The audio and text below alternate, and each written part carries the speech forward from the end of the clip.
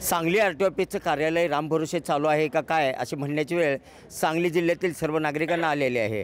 आपण पाहू शकता, आपण सध्या सांगलीतील आर.टी.ओ. ऑफिसच्या समोर आहोत आणि या ऑफिसच्या बरोबर समोरच राष्ट्रवादी रिक्षा युनियन आणि मिरज ऑटो युनियन यांच्या वतीने भीक मागो आंदोलन सुरू आहे। या ठिकाणी सर्वसामान्य नागरिकांना सुविधा दिल्या जात नाहीत आणि या ठिकाणी असणारे सर्व CCTV कॅमेरे संध्याकाळी बंद केले जातात आणि या ठिकाणी 7 नंतर गैरप्रकार सुरू असतात असे आरोप या ठिकाणी रिक्षा युनियनचे रामभाऊ पाटील यांनी केलेले आहेत। आपण पाहू शकता या आर.टी.ओ. ऑफिसच्या बरोबर समोर राष्ट्रवादी रिक्षा युनियन व मिरज ऑटो रिक्षा युनियनच्या वतीनं भीक मागो आंदोलन सुरू आहे। या ठिकाणी आंदोलनाला बसलेले सर्व कार्यकर्त्यांची अशी मागणी आहे की या ठिकाणी असणारे अधिकारी प्रशांत साळी हे या रिक्षा चालकांची पिळवणूक करतात आणि एजंटांच्या मार्फत आणि स्वतःही वरेमाप पैसे मागून यांची पिळवणूक करत असल्याचा आरोप या ठिकाणी या राष्ट्रवादी रिक्षा युनियनचे अध्यक्ष रामभाऊ पाटील यांनी केलेला आहे। एकंदरीत पाहता या ठिकाणी आपण बरोबर या आंदोलनाच्या पाठीमागं पाहिलं तर हे सांगली जिल्ह्याचं मुख्य आर.टी.ओ. कार्यालय आहे। या ठिकाणी गेले 1.5 वर्षापासून मुख्य अधिकारी नाही आहे आणि या ठिकाणी मुख्य अधिकारी कायमस्वरूपी नेमावा अशी मागणी केलेली आहे। या संपूर्ण आंदोलनाच्या दरम्यान या ठिकाणी असणारे प्रभारी अधिकारी आर.टी.ओ.चे सगळे यांना आपण जाऊन भेटलो आणि या संदर्भात बाईट देण्यासंदर्भात विचारलं असता आणि यांच्यावर केलेल्या आरोपासंदर्भात आपलं म्हणणं मागितलं असल्यास त्यांनी सांगितलं आज राज्य सरकारी कर्मचाऱ्यांचा संप आहे आणि मी काही बोलणार नाही, मात्र आपल्याला सर्व माहिती देतो आणि इथं सर्व काही सुरळीत आहे, सर्व काही ठीक आहे आणि यांचे आरोप हे चुकीचे आहेत असं त्यांनी मत TV9शी बोलताना व्यक्त केलेलं आहे। एकंदरीत पाहता या ठिकाणी 1.5 वर्ष झालं मुख्य अधिकारी नाही आहे, त्यामुळं या ठिकाणी असणारे पालकमंत्री असतील किंवा सर्व राजकीय नेते असतील, आमदार खासदार असतील, यांचे या सांगली आर.टी.ओ. कार्यालयाकडे दुर्लक्ष आहे का असं नागरिकांचा संभ्रम आणि तीव्र संताप या सांगली जिल्ह्यातील नागरिकांचा व्यक्त होत आहेत। आत्ता सध्या हिवाळी अधिवेशन सुरू आहे आणि या अधिवेशनामध्ये सांगली आर.टी.ओ. अधिकारी मुख्य जो आहे तो या ठिकाणी सांगली जिल्ह्याला मिळणार का याकडे सांगली जिल्ह्यातील सर्व जनतेचं लक्ष लागून राहिलेलं आहे। कॅमेरामन सुजित सोबत मी शंकर देवकुळे, TV9 मराठी, सांगली। मी सर्व ऑटोधारकांना आवाहन करू इच्छितो की त्यांचं जे काही काम असेल त्यांनी डायरेक्ट ऑफिसमध्ये यावं, कुठल्याही एजंटच्या मार्फत कसलंही काम करू नये। आता सध्या जवळपास 90% कामं ही फेसलेस किंवा ऑनलाईन पद्धतीनं होते, त्यामुळे एजंटकडे जायची आवश्यकताच नाही आणि बाकी गोष्टी ज्या तुम्ही सांगितल्या की ऑफिसमध्ये हे नाही, टॉयलेट नाही वगैरे, त्या सगळ्या इथं आहेत। सध्या हे ऑफिस भाड्याच्या जागेत आहे, नवीन ऑफिसचं काम सुरू आहे, पुढील 1-2 महिन्यात तिथं आम्ही शिफ्ट होणार आहे, त्यामुळे ते विषय सांगतो। आता जे शौचालय आहे ते फक्त अधिकारी आणि तुमचे कर्मचारीच वापरतात, सर्वसामान्य नागरिकांना वापरलं जात नाही आहे आणि तिथं कुलूप घातलं जाते असं त्यांनी सांगितलं। सर्वसामान्य नागरिकांसाठी वरती एक शौचालय आहे, ते वापरू शकतात। प्रशांत साळी हे पैसे घेऊन काम करतात असा आरोप केलेला आहे, काय नेमकी वस्तू? असा आरोप करण्यापेक्षा त्याचं प्रूफ द्यावे काहीतरी, म्हणजे त्याच्यावर कारवाई करता येईल। त्यांनी असं पण सांगितलं की तुमच्या विरोधात काय आंदोलन केली किंवा न्याय मागितलं तर तुम्ही 353 खाली गुन्हे दाखल करता त्यांच्या विरोधात। 353 गुन्हा कशासाठी दाखल केला जातो?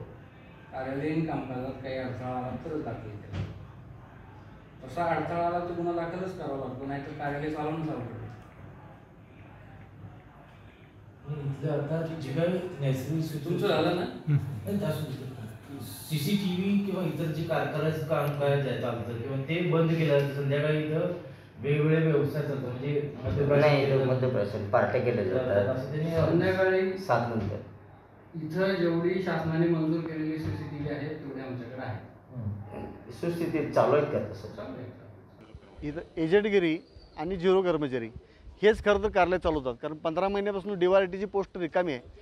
ती DYRTची पोस्ट रिकामी असल्यामुळं आम्ही कलेक्टरांच्याकडे पण मागणी केली होती, पालकमंत्र्यांना, मुख्यमंत्र्यांना पण पत्र दिलं होतं की इथं DYRT नेमावा, चांगला अधिकारी यावा, जेणेकरून ऑफिसला काय तर कायदा शिस्त लागेल। पण हे इथलं कार्यालय जे आहे हे 3 ठिकाणचे कार्यालय, इथं असेल, चावडी असेल, सिद्धीवाडी असेल, 3 ठिकाणचे कार्यालय 0 कर्मचारी आणि एजंट हेच चालवतात। अधिकारी त्यांच्याकडे कामाला आहेत असं इथं वागणूक आहे आणि एजंटच मालक आहे या कार्यालयाचा, अशी पद्धत आहे। आता जे कॅमेरे दिसतात आपल्याला या एरियातले ऑफिसचे केबिनमधले असतील, आतले असतील, आवारातले किंवा ही बाहेरचे असतील, हे कॅमेरे पूर्णतः बंद आहेत. कारण कॅमेरे बंद करण्याच्या मागचा उद्देश काय की 7 नंतर हे ऑफिस पूर्ण रिकामं होतं आणि या 7 नंतर ह्या ऑफिसमध्ये हॉटेल, दारूचे अड्डे, बिर्याणी, पार्ट्या आणि बाकीच्या भानगडी ह्या चालू ठेवण्यासाठी ह्यांचे कॅमेरे बंद आहेत. कॅमेरे बंद करण्यात दुसरं कुठलंही कारण नाही. आम्ही ही भीक दिल्या त्यातून सगळ्यात पहिला प्रथम आमची मागणी आहे की कॅमेरे सुरू करावेत. आता 353 सारखा केरी पॉईंटवर गुन्हा दाखल झाला तर कॅमेरे जर चालू असते तर आम्ही मागणी केली असती तर आम्हाला कुठं तर न्याय मागता आला असता. आज कॅमेरे बंद आहेत, आम्ही काहीच मागू शकत नाही. आमच्या CCTV फुटेजचं पोलीस दखल घेत नाहीत, अशी परिस्थिती झालेली आहे. पण या परिसरात असणारे शौचालय, सुलभ शौचालय कोण वापरते? त्याला कुलूप असते असं बरोबर? इथं असलेलं सुलभ शौचालय ते महिलांकरता एक सेपरेट आहे आणि साहेबांकरता एक सेपरेट आहे. ते बाथरूम टॉयलेटला जाऊन आले तर त्याची चावी कुलूप घालून ते त्यांच्या खिशात ठेवतात. महिलांसाठी जे आहे ते संबंधित क्लार्ककडे दिलं जाते. ती चावी बाहेर नागरिकांना कुठेही वापरायची त्यांना परमिशन नाही आहे आणि ते परमिशन वापरायला कुठे देत नाहीत. आम्ही ज्यावेळेला मागणी केली त्यावेळेला आम्हाला सगळे साहेबांनी सांगितलं की असा कोण तर तुमच्याकडे प्रॉब्लेमॅटिक माणूस आला की त्याला जर अर्जंट इमर्जन्सी आहे तर आम्हाला सूचना द्या, आम्ही ते वापरला, आम्ही तात्पुरतं त्याला देऊ. पण असं किती दिवस आम्ही मागणी करा, तुम्ही किती दिवस देणार? आमच्यासाठी सेपरेट असलं पाहिजे नागरिकांसाठी, ही आमची मागणी आहे. आता हे तिन्ही ठिकाणी नाही आहे, तो भाग वेगळा आहे. हे कार्यालय त्यांना थोड्या दिवसासाठीच आहे. पुढच्या महिन्यात नवीन जागेत ते कार्यालय सुरू होतं आहे. तर नवीन जागेत टॉयलेट बाथरूमची, पिण्याच्या पाण्याची सोय असावी ही आमची मागणी आहे. आणि तिथं जर नाही केलं तर आम्हाला तिथं लोकांना जे टॉयलेट बाथरूमसाठी अडचण होणार आहे त्यासाठी आम्हाला तिथं डायपर वाटण्याचे आंदोलन करावं लागेल नवीन कार्यालय ठिकाणी, हे आम्ही आत्ताच जाहीर करतो. सांगलीतलं हे RTO ऑफिस कार्यालय जगात कुठं पद्धत नाही अशा पद्धतीचं कामकाज सुरू आहे. कारण की प्रत्येक जिल्ह्यात महाराष्ट्रातल्या बघितला तर एकाच छताखाली एकाच ठिकाणी RTOची सर्व कामे एकाच ठिकाणी केली जातात. पण हे कार्यालय असं आहे की पैसे भरला ह्या ऑफिसला यायचं माधवनगरच्या, पासिंगसाठी सिद्धेवाडीला जायचं आणि लायसन ट्रेनिंग असेल ट्रायल तर ते सावळीला जायचं. हे असं 3 ठिकाणी चालणार कार्यालय आहे.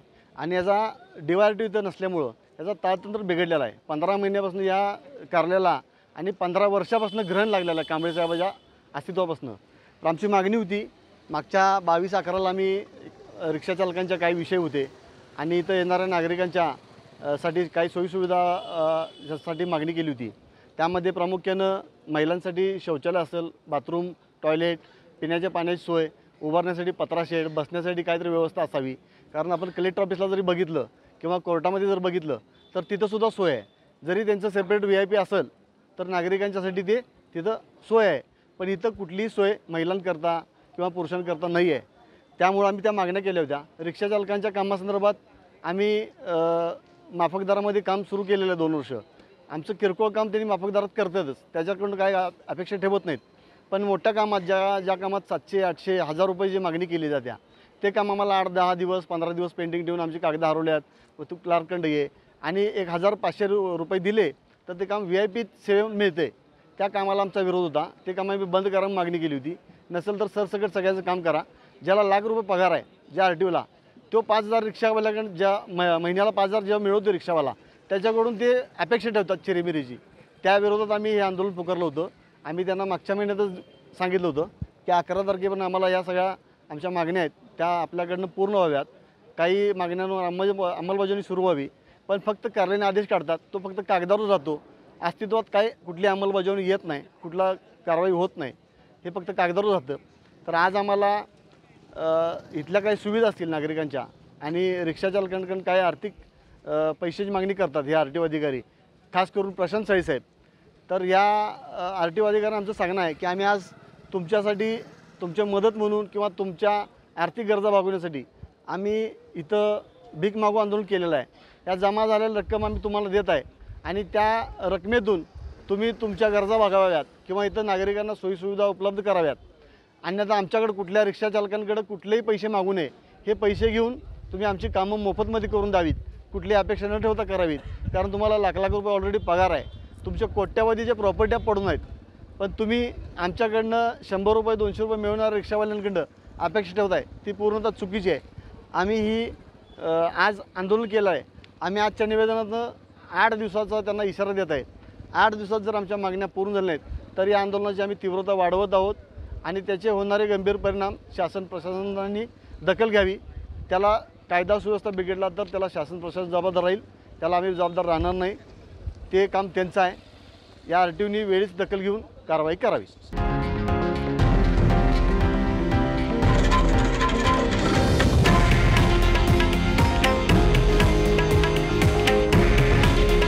हे आहे देशातील नंबर 1 न्यूज नेटवर्क आणि आपण पाहत आहात TV9 मराठी.